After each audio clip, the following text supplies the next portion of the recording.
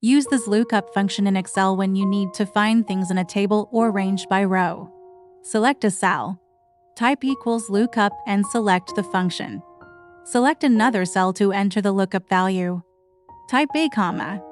Select the cells you want to find the lookup value. Type a comma. Select the cells that contain the data to return. Press Enter. Now try it out. Sweet.